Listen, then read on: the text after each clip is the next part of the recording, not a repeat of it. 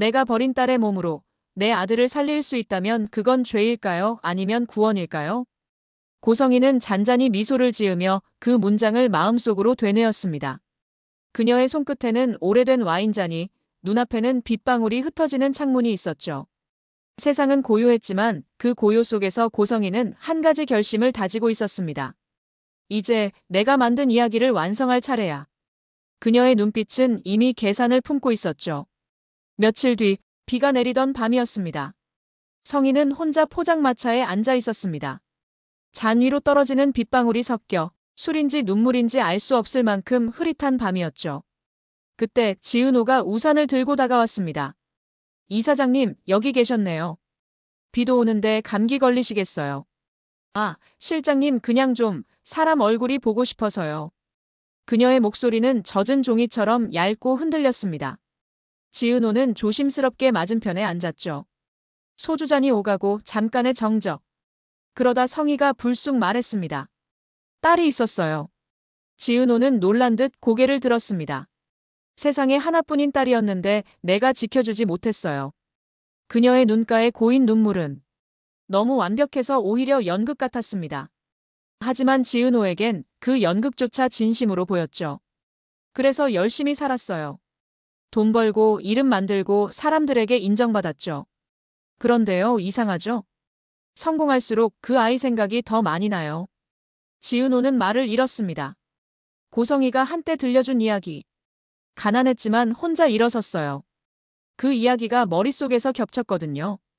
이사장님, 정말 그런 분이었구나. 동정과 존경이 섞인 감정이 서서히 올라왔습니다. 잠시 후 성희는 잔을 내려놓으며 또 한마디를 흘렸습니다. 아들이 하나 있어요. 요즘 좀 많이 아파요. 그 말은 한숨처럼 가볍게 던져졌지만 듣는 사람의 마음엔 묘하게 깊게 남았습니다. 지은호는 조심스럽게 물었습니다. 많이 아픈가요? 성희는 고개를 숙이며 웃었습니다. 괜찮아질 거예요. 엄마가 있으니까요. 그리고 아주 잠시 진심처럼 보이는 떨림을 덧붙였습니다.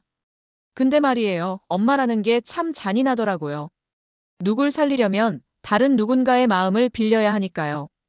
그 말은 지은호의 마음에 작은 균열을 만들었습니다. 내가 도와줄 수 있을까? 그 생각이 처음으로 싹튼 순간이었죠. 밤, 집으로 돌아온 지은호는 불도 켜지 않은 거실에 앉아 있었습니다. 포장마차의 불빛, 고성희의 울음, 그리고 그 잔인하리만큼 솔직한 엄마의 고백이 머릿속을 떠나지 않았습니다. 그녀는 휴대폰 메모장에 짧게 적었습니다. 간이식, 내가 하면 그 아이가 살 수 있을까? 그 문장을 보고 있는 동안 손끝이 떨렸습니다. 눈물이 한 방울 떨어져 화면 위에 번져갔습니다. 같은 시각, 숲속 별장에선 고요한 숨소리가 들렸습니다. 고성희의 아들 한우진. 그는 어둠 속에서 창문을 바라보고 있었습니다. 멀리 도시의 불빛이 반짝였지만 그에게는 아무 의미도 없었죠. 그는 하루에 3번 고성희가 보내는 건강식을 받아 먹었습니다. 약, 수프, 과일, 그리고 그 안에 담긴 기다림. 그는 이미 알고 있었습니다. 자신의 몸이 점점 버티기 힘들어지고 있다는 걸요. 그리고 또 하나. 지은호가 자신 때문에 언젠가 다칠 수도 있다는 걸. 폰 화면에는 며칠 전 온 메시지가 남아 있었습니다. 미국 잘 갔지? 사진 봤어? 완전 멋있더라. 그 문장은 따뜻했지만 그 따뜻함이 칼처럼 아팠습니다. 지은호는 아직도 그가 미국 유학 중이라 믿고 있었으니까요. 그리고 그날 밤 고성희는 윤 원장에게 전화를 걸었습니다. 그 아이 마음이 흔들렸어요. 이제 준비하세요. 이식 서류 곧 받을 겁니다. 전화기 너머로 들려오는 짧은 대답. 알겠습니다, 이사장님. 고성희는 전화를 끊고 창밖으로 비친 자신의 얼굴을 바라봤습니다. 잔잔한 미소가 입가를 스쳤죠. 그래, 이제 거의 다 왔어. 이제 내 이야기가 완성돼. 지은호는 그날 밤 끝내 잠을 이루지 못했습니다. 그녀의 머릿속에는 고성희의 마지막 말이 떠올랐습니다. 엄마는 잔인하더라고요. 그리고 그 말에 이어지는 또 다른 생각. 사람을 살린다는 게 정말 옳은 일일까? 그녀는 천천히 눈을 감았습니다. 포장마차의 불빛, 고성희의 눈물, 그리고 세상에서 가장 외로워 보이던 그 뒷모습. 그 모든 것이 뒤섞여 가슴을 쥐어짰습니다. 그래도 누군가는 살아야 하잖아요. 그녀의 속삭임은 어둠 속으로 스며들었고 아무도 모르게 한 사람의 운명이 다시 움직이기 시작했습니다. 연민은 사람의 마음을 가장 조용히 조종하는 도구야. 고성이는 거울 앞에 앉아 스스로에게 속삭였습니다. 오늘은 불쌍한 엄마의 얼굴을 해야 하는 날이었죠. 눈밑을 살짝 붉게 칠하고 입술선은 내려 그리고 거울에 비친 자신에게 마지막으로 말했습니다. 이제 완벽해. 그 아이는 오늘 내 이야기에 넘어올 거야. 며칠 전 지은호의 마음은 이미 흔들리고 있었습니다. 사람을 살릴 수 있다면 그건 좋은 일이겠지. 그 생각이 밤마다 그녀를 찾아왔죠. 하지만 동시에 마음 한쪽이 이상하게 저려왔습니다.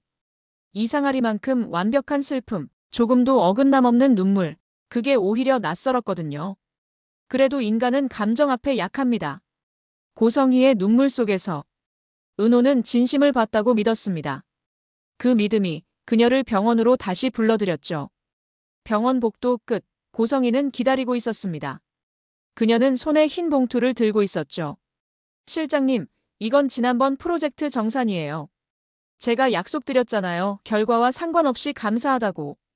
지은호는 손사래를 쳤습니다. 이사장님, 이런 건 괜찮아요. 내가 줄 수 있는 게 그 정도뿐이니까. 성희의 목소리는 한없이 낮고 한없이 다정했습니다. 그리고 잠시 후 그녀는 아주 조심스럽게 한마디를 덧붙였습니다. 요즘 아들 상태가 좀 더 안 좋아졌어요.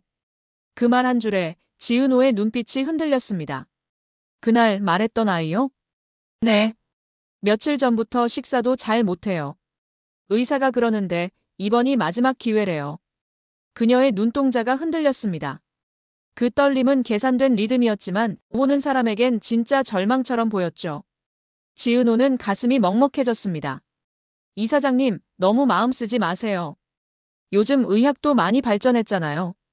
그 말에 성희는 억지로 미소를 지었습니다. 그래요. 다만 이제 남의 도움 없이는 안 될 것 같아요. 근데 누구에게 그런 말을 할 수 있겠어요? 그녀는 고개를 숙이고 한동안 말을 잇지 않았습니다. 그 침묵은 고요했지만 그 고요가 은호의 마음을 갉아먹기 시작했죠. 은호는 생각했습니다. 만약 내 도움이 필요하다면? 그 생각이 머리를 스쳤습니다.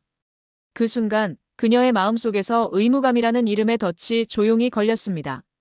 같은 시각 숲속 별장에서는 또 다른 폭풍이 일고 있었습니다. 창문 밖에는 장대비가 내리고 방 안에는 묵직한 기계음이 흐르고 있었죠.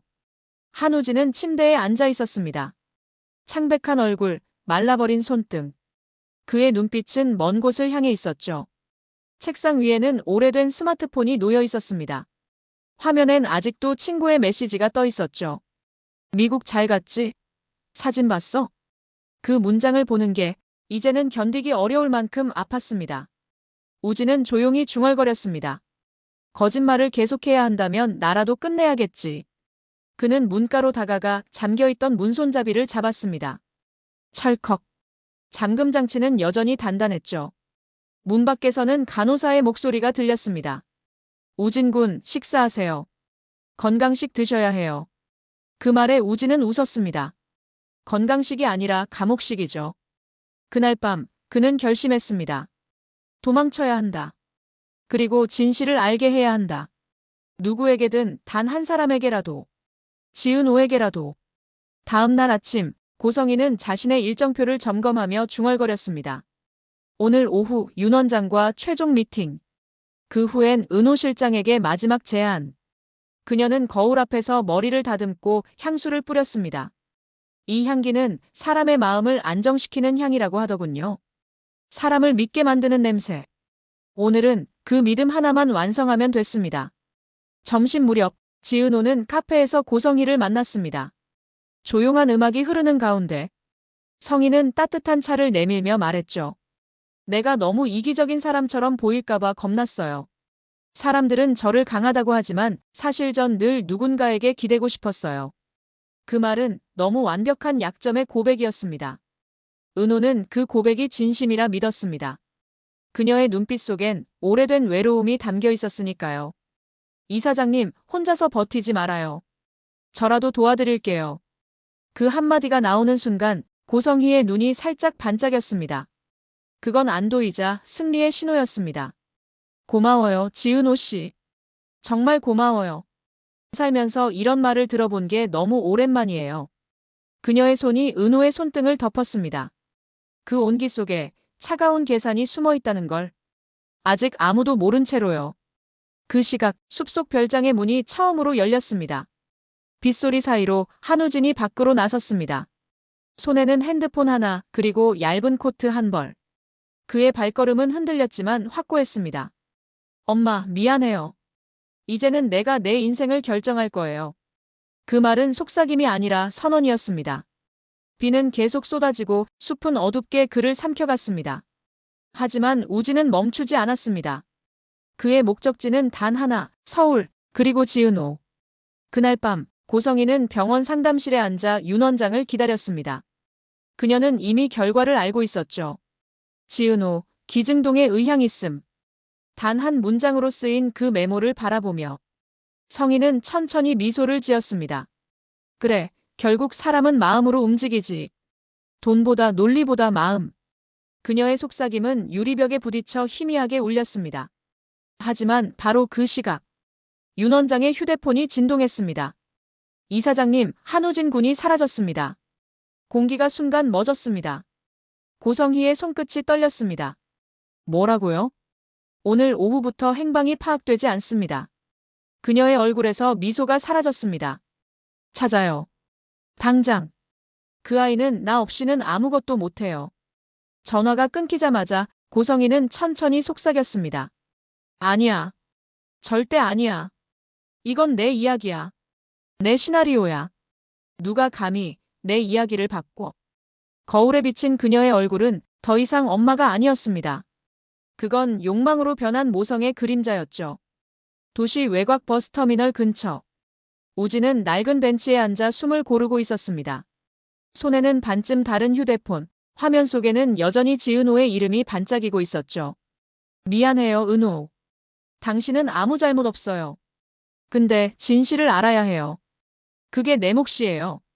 그는 메시지를 남기려 손가락을 움직였습니다. 하지만 그때 멀리서 한 여자의 목소리가 들렸습니다. 우진아. 그 목소리는 너무 익숙해서 심장이 멎는 것 같았습니다. 고성희였습니다. 우진은 고개를 천천히 들었습니다. 엄마, 여기까지 어떻게?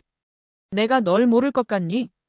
고성희의 얼굴은 미소를 유지하고 있었지만 그 미소 뒤의 눈빛은 서늘했습니다. 집에 가자.